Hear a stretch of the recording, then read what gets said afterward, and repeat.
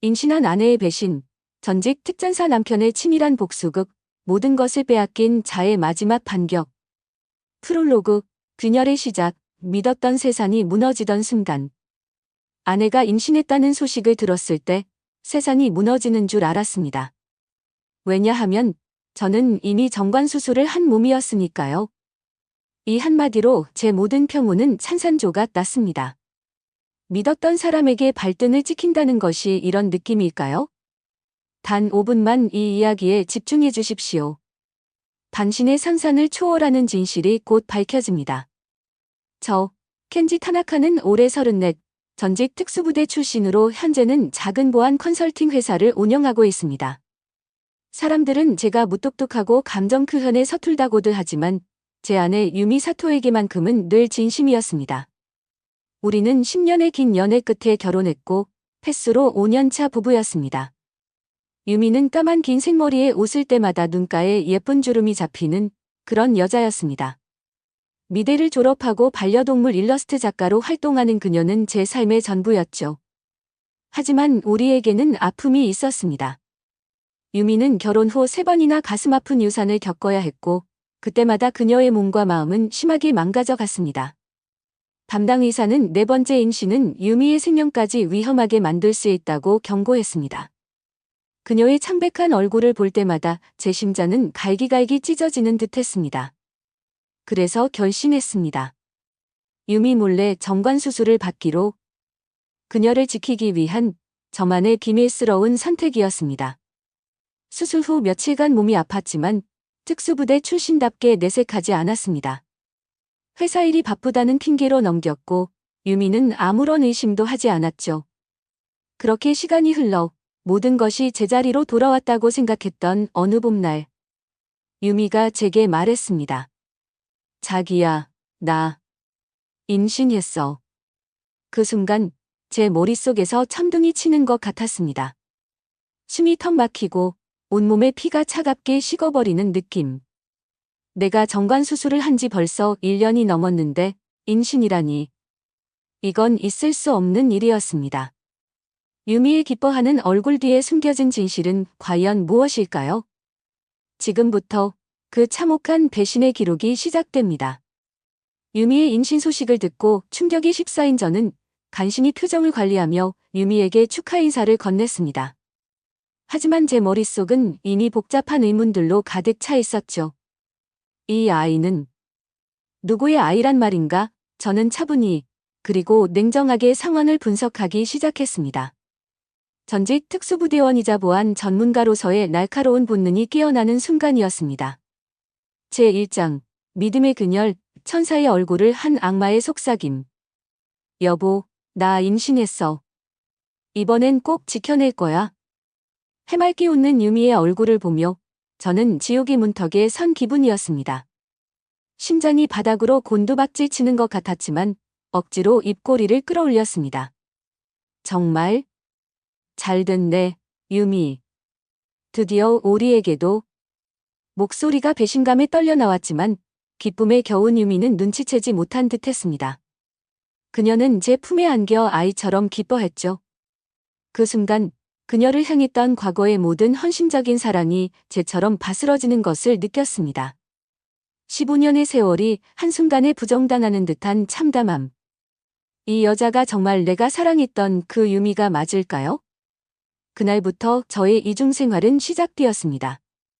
낮에는 세상에서 가장 행복한 예비 아빠인 척 완벽하게 연기했고 밤에는 차가운 분노와 배신감에 홀로 몸부림쳤습니다. 유미의 일거수일투족을 남몰래 관찰하기 시작했죠. 그녀는 평소보다 더 살갑게 굴었고 제게 애교를 부리는 일도 잦아졌습니다. 하지만 제 눈에는 그 모든 것이 정교하게 짜인 가식으로만 보였습니다. 의심이라는 안경을 끼고 보니 모든 것이 수상했습니다.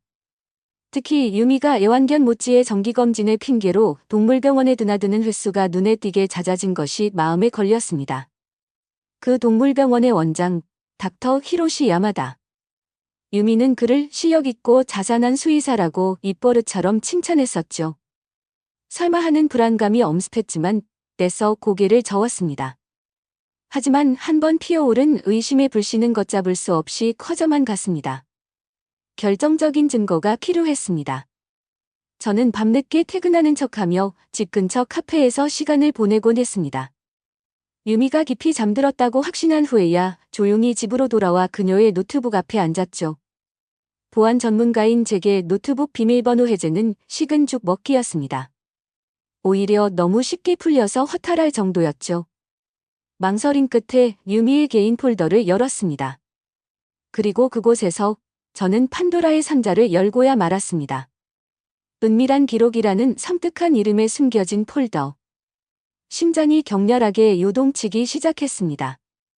떨리는 손으로 폴더를 클릭하자 그 안에는 유미와 닥터 야마다의 충격적인 대화 기록과 차마 눈뜨고 볼 수 없는 사진들이 가득했습니다. 켄지 씨는 정자도 없대. 우리 아기, 우리 핏줄 맞지? 물론이지, 자기야. 완벽한 계획이야. 그 사람은 절대 모를 거야. 바보같이 당신만 믿고 있으니까. 후훗, 정말 기대된다.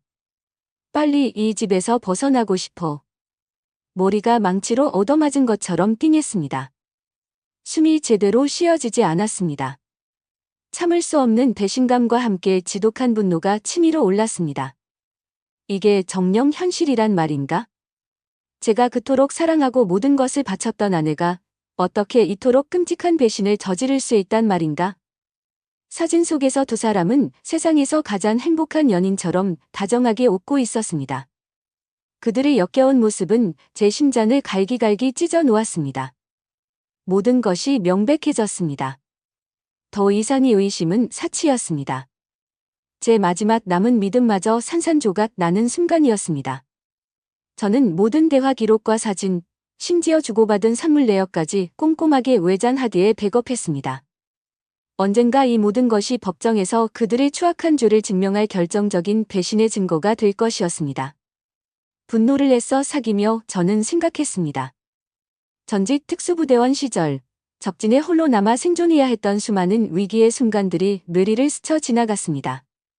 그때의 냉철함과 치밀함이 다시금 저를 지배하기 시작했습니다. 감정이 휘둘려서는 안 됩니다. 철저하게 계획하고 빈틈없이 실행해야 합니다. 복수는 차갑게 식혀 먹어야 제맛이라고 했던가요?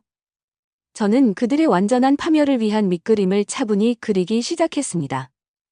유미가 임신 3개월째에 접어들 무렵 저는 첫 번째 복수 계획을 실행에 옮길 준비를 마쳤습니다. 어느 날 저녁 저는 잔뜩 어두운 표정으로 유미에게 다가갔습니다. 그리고는 마치 세상이 무너진 듯한 절망적인 목소리로 말했죠. 유미, 정말 미안해. 회사에 큰 문제가 생겼어. 투자 실패로 거의 10억엔에 가까운 엄청난 빚을 지게 됐어. 유미의 얼굴이 새하얗게 질리는 것을 보며 저는 속으로 차가운 미소를 지었습니다. 제 마음은 이미 어떤 감정도 느끼지 못하는 차가운 불모지가 되어 있었으니까요. 켄지는 유미에게 10억엔의 빚을 졌다고 말하며 유일한 해결책은 위장 이혼뿐이라고 그녀를 교묘하게 설득했습니다. 잠시 망설이던 유미는 결국 켄지의 제안을 받아들였죠. 서류상으로 완벽히 남남이 된 두 사람. 그러나 이것은 이제부터 시작될 거대한 복수극의 서막에 불과했습니다. 켄지의 다음 목표는 바로 닥터 히로시 야마다, 그 남자였습니다. 제2장, 보이지 않는 손, 거미줄처럼 옥죄는 복수이닥. 유미와의 위장 이혼은 순조롭게 진행되었다. 그녀는 자신의 미래를 위해, 그리고 뱃속의 아이를 위해 내 제안을 받아들일 수밖에 없었을 것이다. 이제 두 번째 사냥감, 닥터 히로시 야마다를 올감의 차례였다.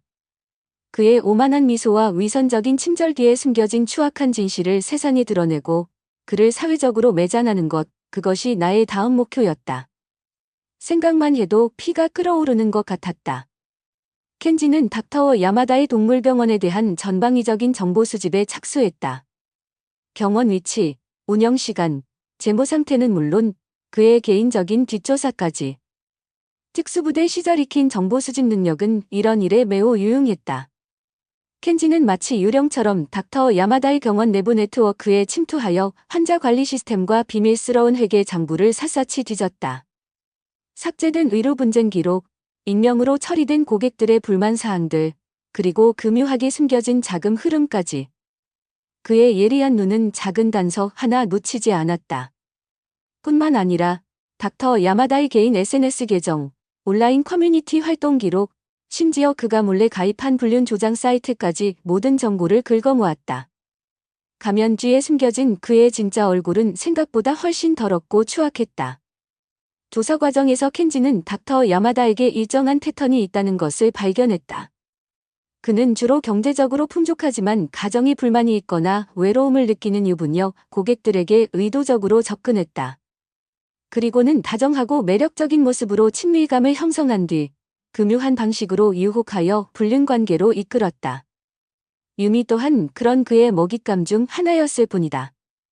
더욱 충격적인 것은 닥터 야마다가 과거에도 최소 3명 이상의 유부녀와 부적절한 관계를 맺었으며 그중 한 여성은 그의 아이를 임신한 후 버림받고 이혼까지 당했다는 정황 증거들이 속속들이 드러났다는 사실이다. 어쩌면 더 많은 피해자가 그의 검은 마수에 걸려들었을지도 모르는 일이었다. 이런 파렴치한 자가 어떻게 하얀 가운을 입고 생명을 다루는 의사 행세를 할 수 있단 말인가? 켄지는 복수의 칼날을 더욱 날카롭게 갈았다. 그는 전국 각지의 악명 높은 문제 행동 반려견들을 수소문하기 시작했다. 통제 불능의 공격성을 보이는 맹견, 온갖 병원에 전전해도 치료가 불가능했던 희귀병을 앓는 고양이, 심지어 극도의 스트레스로 자해 행동까지 보이는 예민한 성격의 반려조까지. 그는 익명의 제보자인 척하며 그 견주들에게 은밀히 접근하여 닥터 야마다의 병원을 마지막 희망을 걸어볼 만한 특별한 곳이라며 간곡히 추천했다. 얼마 지나지 않아 닥터 야마다의 동물병원에는 매주 상상을 초월하는 난이도의 진상 환자들이 블랙홀처럼 빨려들어가기 시작했다. 그의 깔끔했던 진료실은 순식간에 아수라장으로 변했고 밀려드는 감당 불가능한 환자들로 인해 그의 신력 있는 명이라는 평판은 걷잡을 수 없이 추락하기 시작했다. 밤낮 없이 이어지는 응급 상황과 스트레스에 그의 얼굴에는 피로와 짜증이 역력했다. 켄지는 이 모든 상황을 어둠 속에서 지켜보며 만족스러운 미소를 지었다. 이것은 이제 시작에 불과했다. 동시에 켄지는 국내 최고로 손꼽히는 법무법인을 통해 유미와 닥터 야마다에 대한 상간 소송 준비를 착실히 진행했다. 그들의 모든 대화 기록, 사진, 영상, 그리고 닥터 야마다가 유미에게 경원 공금으로 추정되는 2천만 엔을 개인적으로 송금한 명백한 횡령 증거 내역까지. 모든 증거 자료는 여러 개의 외장 하드에 철저히 암호화되어 복사되었다. 법정에서 그들의 추악한 민낯을 낱낱이 밝혀줄 결정적 증거들이었다. 시간이 흐를수록 유미의 배는 점점 더 불러왔다. 그녀는 켄지의 가짜 파산 소식을 철석같이 믿고 있었고 불안감과 절망감 속에서 닥터 야마다에게 더욱더 의지하는 듯 보였다. 그녀의 연기는 날이 갈수록 실감났지만 켄지의 눈을 속일 수는 없었다. 켄지는 여전히 다정하고 헌신적인 남편 역할을 완벽하게 수행하며 그녀를 안심시켰다. 아침에 일어나면 불러온 유미의 배에 입을 맞추며 우리 아빠가 많이 사랑이라고 속삭였다. 그럴 때마다 유미는 감동한 듯 눈물을 글썽이며 켄지의 품에 안겼다.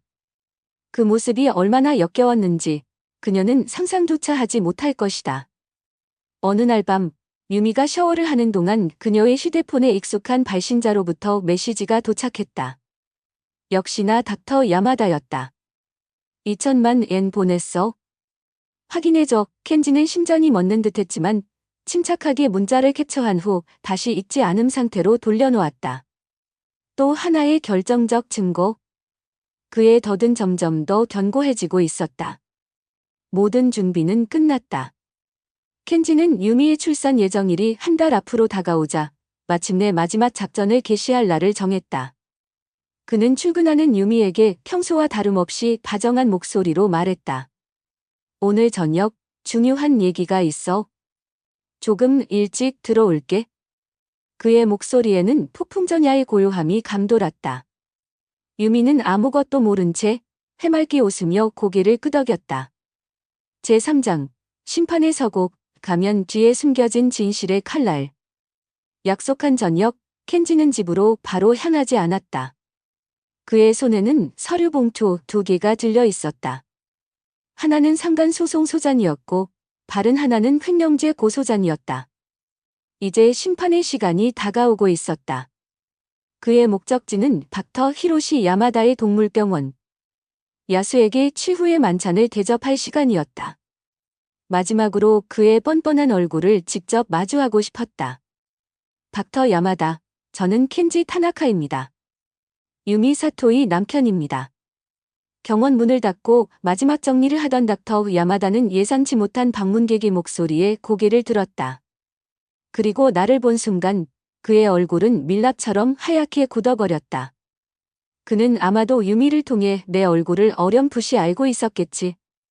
어쩌면 그들의 은밀한 대화 속에서 내 이름이 수없이 오르내렸을지도 모를 일이다. 그의 눈빛이 당혹감으로 흔들리는 것을 지켜보는 것은 꽤나 즐거운 경험이었다.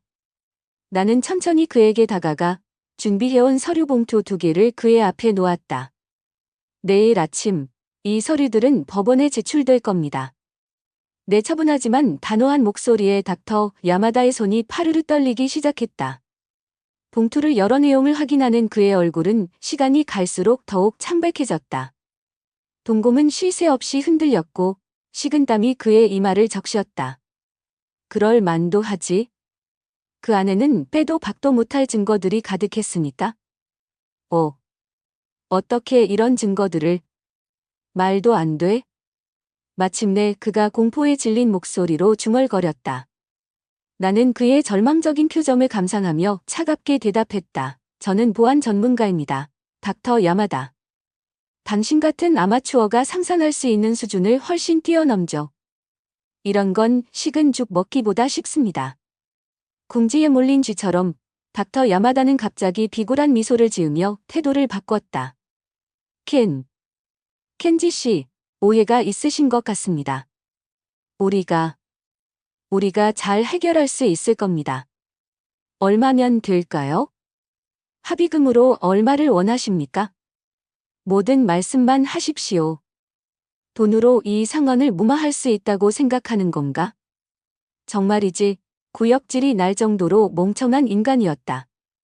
나는 마치 특수부대 시절, 적이 항복을 받아낼 때처럼 차갑게 웃었다. 돈. 당신은 아직도 상황 파악이 안 되는군요. 닥터 야마다. 내가 원하는 건 당신의 더러운 돈 따위가 아닙니다. 내 눈빛이 번뜩이자 그는 본능적으로 뒷걸음질 쳤다. 내가 원하는 건 당신의 모든 것을 무너뜨리는 겁니다. 당신이 애지중지하는 이 동물병원, 당신의 의사 자격증, 그리고 당신이 그토록 중요하게 생각하는 사회적 평판까지. 당신은 모든 것을 잃게 될 겁니다. 내가 그렇게 만들 거니까요. 내 말에 닥터 야마다의 얼굴이 분노로 일그러졌다. 그는 갑자기 책상 위에 놓여있던 수수료 메스를 집어들었다. 예상했던 반응이었다. 하지만 그의 어설픈 협박은 내게 아무런 위협도 되지 못했다. 나는 여유롭게 미소를 지으며 주머니에서 휴대폰을 꺼내 들었다. 화면에는 이미 그의 모습이 선명하게 녹화되고 있었다. 지금 이 상황도 전부 녹화 중입니다. 닥터 야마다. 폭행죄까지 추가하고 싶으신 모양이죠? 그제야 그는 자신이 얼마나 어리석은 짓을 했는지 깨달은 듯 손에 든 메스를 힘없이 내려놓았다. 그의 눈에는 깊은 절망감과 패배감이 역력했다. 그의 모든 것이 무너져 내리는 소리가 들리는 듯했다. 유미는 당신을 사랑하지 않아요. 그녀는 나를. 그가 마지막 발악처럼 소리쳤지만 나는 그의 말을 가로막았다. 더 이상 들을 필요 없습니다. 당신의 변명은 조금도 궁금하지 않으니까. 내일 아침 유미에게도 당신과 똑같은 서류가 전달될 겁니다. 나는 그 말을 남기고 미련 없이 병원을 나섰다. 그의 등 뒤에서 절망적인 신음소리가 들려왔지만 나는 돌아보지 않았다. 차에 타자마자 나는 오랫동안 참아왔던 숨을 깊게 내쉬었다. 분노, 배신감, 그리고 이상하게도 일종의 해방감까지. 복잡한 감정들이 한꺼번에 쏟아져 나오는 것 같았다. 집으로 돌아오는 길, 나는 문득 유미의 책상 위에 놓여있던 스케치북을 떠올렸다. 그녀는 임신 사실을 안 후부터 알 수 없는 불안감에 시달리며 부러진 날개나 엉킨 실타래 같은 기괴한 상징들을 반복적으로 그리고 있었다. 그때는 대수롭지 않게 넘겼지만 어쩌면 그 그림들이 그녀의 죄책감이나 불안감을 나타내는 무의식적인 표현이었을지도 모른다는 생각이 들었다. 그 그림들의 진짜 의미는 무엇이었을까? 이제 곧 그 해답을 알게 될지도 모른다. 제4장, 폭로, 산산조각 난 신뢰와 무너진 세계. 닥터 야마다의 동물병원을 나선 켄지는 곧장 집으로 향했다. 그의 휴대폰에는 유미로부터 온 부재중 전화와 걱정 가득한 메시지가 수십 통 쌓여 있었지만 그는 단 하나의 답장도 하지 않았다. 그의 마음은 이미 차갑게 식어 있었다. 집에 도착했을 때는 저녁 8시가 훌쩍 넘어 있었다. 거실 소파에는 유미가 불안한 표정으로 앉아 초조하게 그를 기다리고 있었다. 나를 보자마자 그녀는 다급하게 달려와 안겼다. 자기야, 어디 갔었어? 왜 이렇게 연락이 안 됐어? 무슨 일 있었던 거야? 너무 걱정했잖아. 그녀의 목소리에는 진심 어린 걱정이 묻어나는 듯했지만 켄지에게는 그저 소름 끼치는 연기로 느껴질 뿐이었다. 그는 그녀를 살짝 밀어내고 소파에 앉았다. 테이블 위에는 정성스럽게 차려졌지만 이미 식어버린 저녁 식사가 놓여 있었다. 모든 것이 위선이었다. 켄지는 유미를 자신의 맞은편 소파에 앉히고 차분하지만 얼음장처럼 냉정한 목소리로 말했다. 유미, 나 다 알고 있어. 그 한마디에 유미의 얼굴이 순간적으로 굳어버렸다. 하지만 그녀는 곧에서 태연한 척하며 반문했다. 뭘 알고 있다는 거야, 자기야? 나 무섭게 왜 그래? 그녀의 목소리는 가늘게 떨리고 있었다. 당신과 닥터 히로시 야마다의 관계? 그리고 당신 뱃속의 아이가 내 아이가 아니라는 사실까지 전부. 짧지만 강력한 한마디. 거실에는 무거운 침묵이 내려앉았다. 유미의 얼굴에서 핏기가 사라지고 창백하게 질려갔다. 그녀의 눈동자는 불안하게 흔들렸고 입술은 파르르 떨렸다. 필사적으로 부정할 말을 찾는 듯했지만 내 단호한 표정과 확신에 찬 눈빛을 보고는 더 이상 거짓말을 할 수 없다는 것을 깨달은 듯했다. 결국 그녀는 와르르 무너져 내렸다. 유미는 갑자기 무릎을 꿇고 내 다리를 붙잡으며 눈물을 쏟아냈다. 켄지 씨. 아니, 오빠. 미안해. 정말 미안해. 내가 잠깐 미쳤었나 봐. 제발 용서해줘.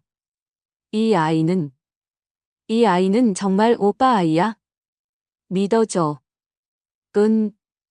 그녀의 오름 섞인 애원은 처절했지만 내 마음은 조금도 움직이지 않았다. 오히려 가소로울 뿐이었다. 아직도 이런 상황에서 거짓말을 하다니. 나는 싸늘하게 웃으며 그녀의 눈을 똑바로 쳐다보았다. 그리고 결정적인 한마디를 던졌다. 왜냐하면 나는 이미 오래전에 정관 수술을 했으니까. 무슨 소리야, 당신. 정관 수술이라니. 언제, 왜? 유미의 목소리는 유령이라도 본 사람처럼 공포에 질려 떨리고 있었다. 그녀의 얼굴에서 모든 혈색이 사라졌다. 눈은 믿을 수 없다는 듯이 커졌고 입은 벌어진 채 다물어지지 않았다. 켄지는 천천히 하지만 또렷하게 말했다. 당신이 세 번째 유산을 하고 의사가 당신의 생명이 위험할 수도 있다고 했을 때 그때 당신을 지키기 위해 나 혼자 결정했어. 당신에게는 차마 말할 수 없었지만 그게 당신을 위한 최선이라고 생각했으니까. 진실의 무게는 생각보다 훨씬 더 무거웠다. 유미의 세계가 산산조각 나며 무너져 내리는 소리가 들리는 듯했다. 켄지는 멈추지 않고 말을 이었다. 그리고 당신이 갑자기 임신했다고 했을 때 난 이미 모든 걸 알고 있었어. 그때부터 이 모든 것을 계획했던 거야. 회사가 부도 직전이라는 거짓말, 당신 명의로 재산을 돌려놓기 위한 위장 이혼까지 전부 다. 유미의 멍했던 눈에 순간 분노가 이글거렸다. 그녀는 벌떡 일어나 내게 소리쳤다. 당신, 미쳤어. 어떻게 이렇게까지 계획적으로 날 함정에 빠뜨릴 수가 있어? 이게 사랑하는 사람한테 할 짓이야? 그녀의 분노에 찬 목소리가 집안을 울렸지만 나는 조금도 동요하지 않았다. 사랑? 지금 당신 입에서 사랑이라는 말이 나와? 내가 당신을 위해, 당신의 건강을 위해 정관수술까지 감행했는데 넌 내 뒤에서 다른 놈과 놀아놨잖아. 그런데도 사랑을 운운할 자격이 있다고 생각해? 내 질타에 유미는 다시 한번 할 말을 잃은 듯했다. 분노는 사그라지고 그녀의 눈빛은 다시 애처로운 애원으로 바뀌었다. 오빠. 제발. 우리 다시 시작하자. 내가 정말 다 잘못했어? 이 아이를 위해서라도. 나는 단호하게 고개를 저었다. 더 이상 연기하지 마, 유미. 당신도 잘 알잖아. 그 아이는 내 아이가 아니라는 걸. 내 휴대폰에 저장된 당신과 닥터 야마다의 모든 대화 내용을 봤어. 당신들이 어떻게 나를 속이려 했는지, 어떻게 내 돈으로 새로운 생활을 시작하려 했는지 전부 다 알고 있다고. 유미는 더 이상 어떤 변명도 할 수 없다는 것을 깨달았는지 그대로 주저앉아 흐느끼기 시작했다. 그녀의 서러운 울음소리가 텅 빈 거실을 채웠지만 나는 그저 앉아서 그 모습을 지켜볼 뿐이었다. 유미가 그린 스케치북 속이 부러진 날개와 엉킨 실타래. 어쩌면 그것들은 그녀의 죄책감의 무게였을까? 켄지는 유미에게 오늘 밤 당장 집에서 나가라고 명령했다. 유미는 마지막으로 저항하려 했지만 집이 켄지 부모님 명의라는 사실에 좌절했다. 그녀는 짐을 싸서 떠나며 켄지에게 당신이 이렇게까지 차갑고 계산적인 사람인 줄 몰랐어 라는 말을 남겼다. 홀로 남은 켄지는 공허함을 느꼈다. 일주일 후 법정에서의 싸움이 시작될 터였다. 제5장 정의의 이름으로 추락하는 자들과 남겨진 자의 고독. 일주일 후 법정. 피고인석에는 초췌한 모습의 유미와 닥터 히로시 야마다가 나란히 앉아 있었다. 원고석에 앉은 나는 담담한 표정으로 그들을 바라보았다. 유미는 어느덧 만삭의 몸이 되어 있었고 얼굴은 극도의 스트레스로 말이 아니게 지쳐 보였다. 한때 빛나던 그녀의 눈동자는 생기를 잃은 채 흐릿했다. 닥터 야마다는 글쎄, 그는 완전히 다른 사람이 된 것 같았다. 과거의 자신감 넘치고 위풍당당하던 모습은 온데간데 없었고 마치 모든 것을 포기한 사람처럼 초라한 몰골로 고개를 푹 숙이고 있었다. 재판장이 입장하고 드디어 재판이 시작되었다. 팽팽한 긴장감이 법정 안을 가득 메웠다. 내 변호사는 준비한 자료들을 바탕으로 유미와 닥터 야마다의 부정한 관계, 그리고 그들이 나를 속이고 어떻게 내 재산을 노렸는지에 대해 논리정연하게 설명했다. 유미와 닥터 야마다가 주고받은 은밀한 대화 내용, 차마 눈뜨고 볼 수 없는 사진들, 그리고 닥터 야마다가 유미에게 거액의 돈을 송금한 내역까지. 모든 증거 자료들이 스크린을 통해 공개될 때마다 방청석에서는 탄식과 경악의 목소리가 터져나왔다. 유미의 변호사는 거의 변론다운 변론을 하지 못했다. 명백한 증거들 앞에서 그의 주장은 공허하기만 들렸다. 피고인 유미 사토, 자신의 입장을 밝혀주시겠습니까? 재판장이 말해 유미는 힘겹게 자리에서 일어섰다. 그녀의 목소리는 미세하게 떨리고 있었다. 저는 모든 혐의를 인정합니다. 제 남편을 배신했고 씻을 수 없는 거짓말을 했습니다. 하지만 저도 피해자입니다. 닥터 야마다가 그가 제 남편이 불임이라고 저를 속였고 저는 그의 감언이설에 넘어가 그녀는 눈물을 흘리며 감정에 호소하려 했지만 내 변호사가 즉시 일어나 그녀의 말을 반박했다. 재판장님, 피고인 유미 사토의 주장은 명백한 거짓입니다. 지금부터 그 증거를 제출하겠습니다. 그리고 곧이어 유미와 닥터 야마다가 주고받은 메시지 내용 전체가 공개되었다. 그들이 얼마나 치밀하게 나를 속이려 했는지, 어떻게 내 재산을 빼돌릴 계획을 세웠는지 모든 것이 적나라하게 드러나자 법정은 다시 한번 술렁였다. 닥터 야마다의 과거 불륜 상대였던 여성이 익명으로 그의 파렴치한 행각을 증언한 것은 결정타였다. 그녀의 용기 있는 증언은 닥터 야마다의 추악한 실체를 더욱 명확하게 밝혔고 배심원들의 표정은 싸늘하게 굳어갔다. 그는 더 이상 발뺌할 수 없었다. 재판은 예상보다 길어져 3시간 동안 계속되었다. 그리고 마침내 재판장의 마지막 선고가 내려졌다. 피고인들은 원고에게 정신적, 물질적 손해배상으로 총 3억 엔을 지불하라. 재판장의 선고가 떨어지자 유미의 얼굴은 그야말로 종이장처럼 하얗게 변했다.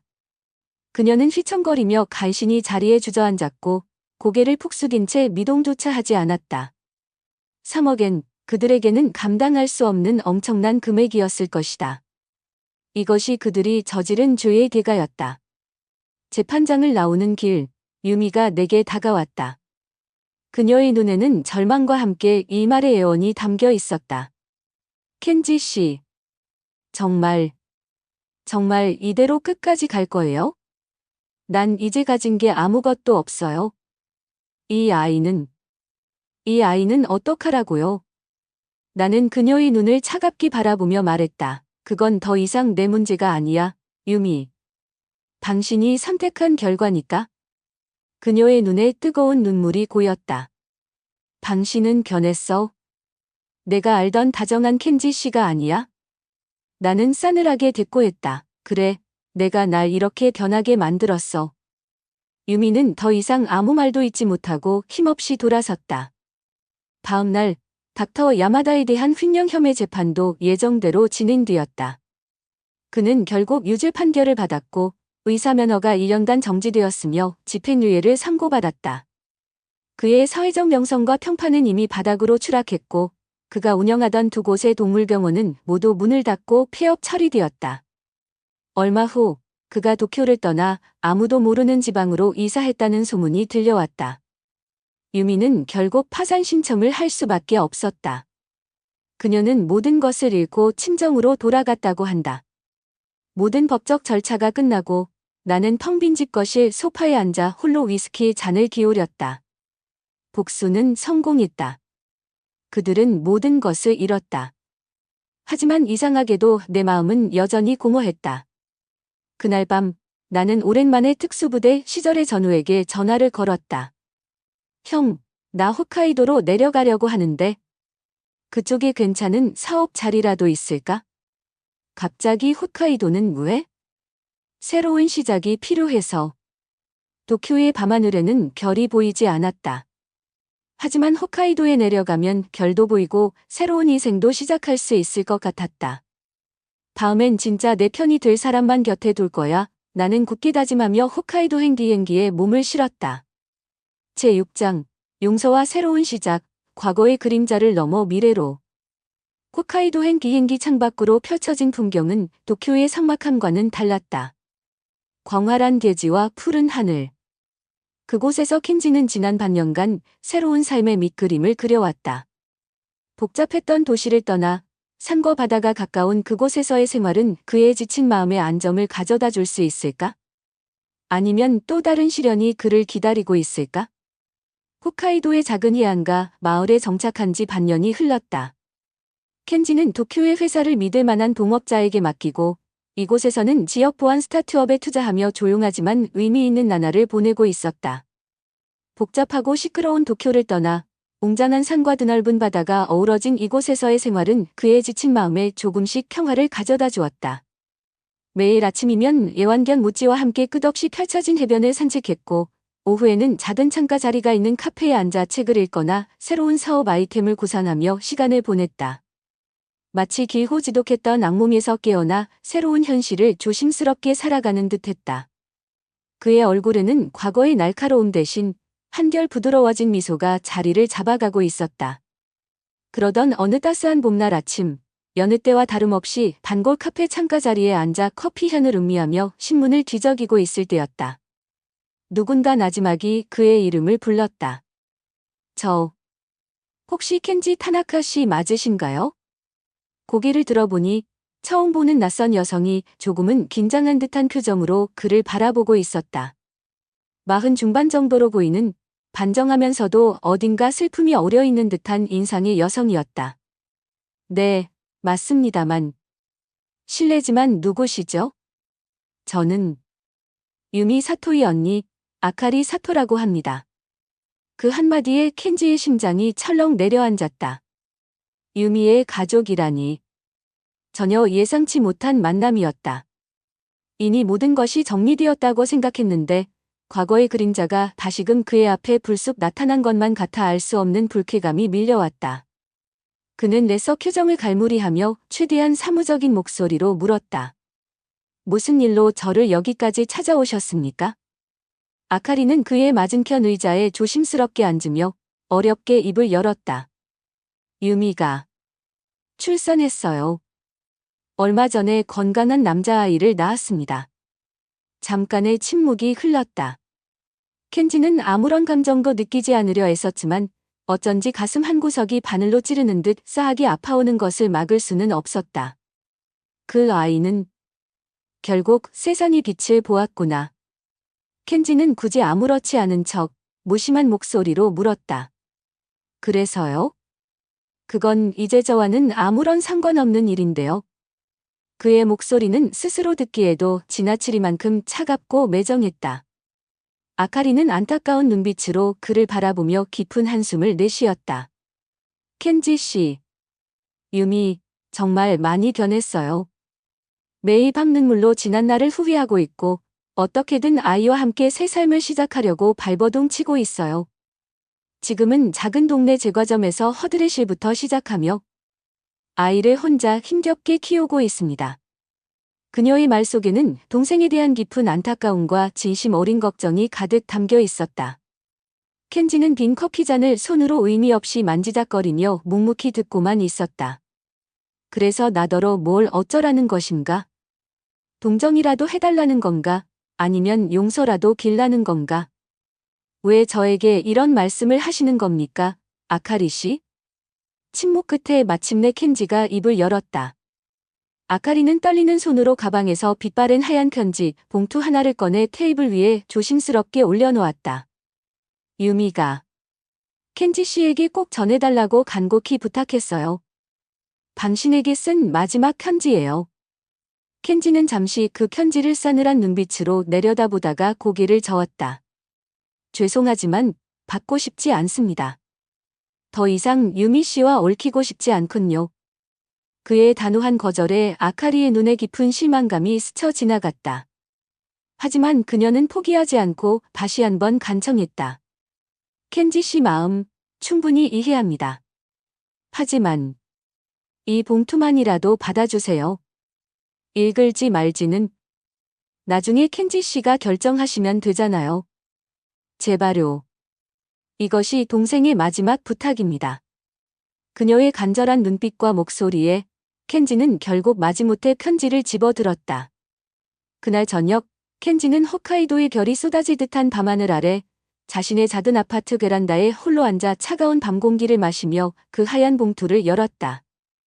유미에 익숙하면서도 어딘가 낯설게 느껴지는 필체로 쓰인 편지였다. 켄지 씨에게. 아니, 오빠라고 부를 자격도 없다는 거 잘 알아요. 하지만 마지막으로 진심을 전하고 싶어서 이렇게 용기를 냈어요. 편지는 생각보다 훨씬 길었다. 그 안에는 유미의 처절한 후회와 진심 어린 사과, 그리고 아이와 함께하는 고되고도 희망을 찾으려는 새로운 삶에 대한 이야기가 빼곡하게 담겨 있었다. 그녀는 편지 말미에 이렇게 적었다.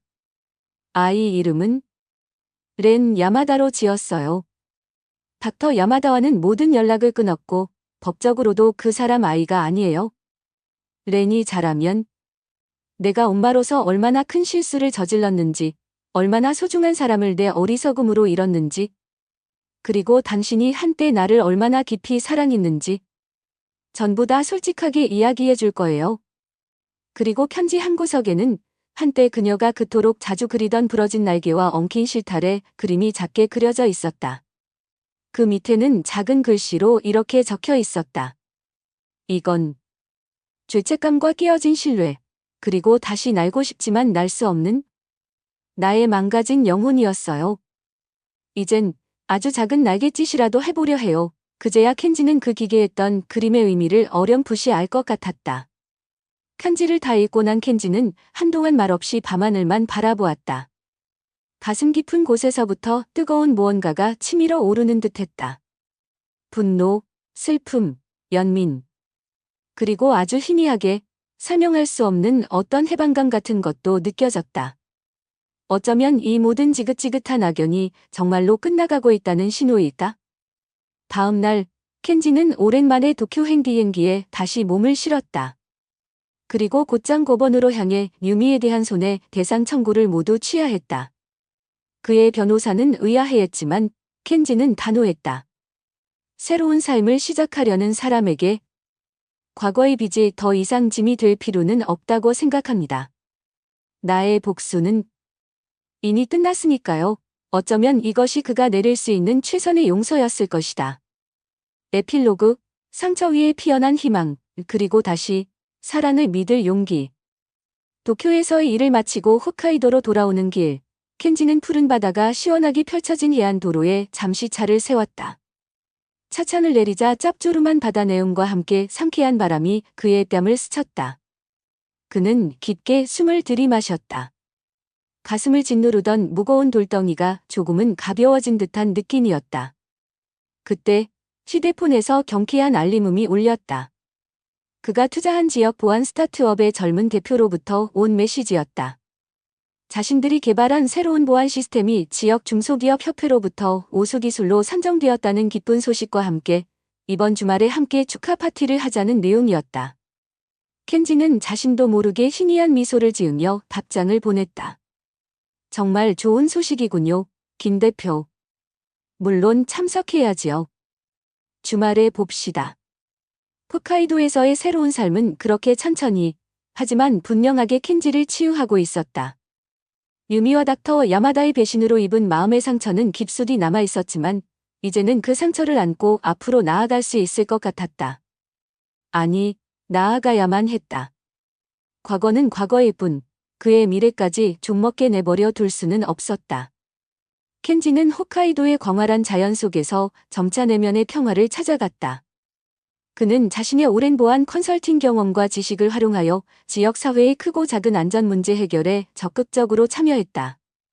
특히 노인들을 대상으로 한 금융사기 예방 교육이나 여성들을 위한 안심 비가 서비스 구축에 힘썼고 지역 주민들로부터 큰 신뢰와 감사를 받으며 작지만 확실한 보람을 느꼈다. 주말이면 충직한 애완견 모찌와 함께 험준한 산을 오르거나 끝없이 펼쳐진 해변을 따라 하염없이 걷기도 했다. 시시각각 변하는 자연의 경이로운 풍경 속에서 그는 때로는 깊은 사색에 잠기기도 하고 때로는 아무 생각 없이 그저 자연의 일부가 되어 위안을 얻었다. 그의 얼굴에는 어느새 도쿄에서의 날카롭고 냉소적인 표정 대신 부드럽고 온화한 미소가 자리 잡기 시작했다. 유미와 그녀가 낳은 아이, 렌 야마다에 대한 소식은 언니 나카리를 통해 간간히 전해 들었다. 유미는 여전히 작은 제과점에서 성실하게 일하며 아이를 키우고 있었고 렌은 건강하고 밝게 자라고 있다고 했다. 켄지는 그들이 자신들만의 방식으로 삶을 잘 꾸려나가기를 멀리서나마 진심으로 응원했다. 하지만 그들에게 직접적인 연락을 하거나 찾아갈 생각은 없었다. 그것이 서로를 위한 최선의 거리두기라고 생각했기 때문이다. 어쩌면 시간이 아주 많이 흐른 뒤에 아주 우연히 길에서 마주치게 된다면 그때는 담담하게 인사를 건넬 수 있을지도 모르겠다. 켄지는 다시 누군가를 깊이 사랑하고 진정으로 믿을 수 있을지에 대해서는 아직 확신하지 못했다. 과거의 상처는 생각보다 깊었고 불쑥불쑥 그의 발목을 잡곤 했다. 하지만 그렇다고 해서 마음의 문을 완전히 닫아 걸지는 않았다. 그는 언젠가 아주 먼 훗날이라도 진정으로 자신을 이해해주고 아픔까지도 보듬어줄 수 있는 따뜻한 인연을 만날 수 있기를 조심스럽게 희망했다. 아니, 어쩌면 이미 새로운 인연은 그의 곁에 와 있는지도 모를 일이다. 그저 그가 아직 알아채지 못하고 있을 뿐 시간이 흘러 다시 겨울이 찾아왔다. 켄지는 하얀 눈으로 뒤덮인 홋카이도의 아름다운 풍경 속에서 모찌와 함께 한가로이 산책을 즐기고 있었다.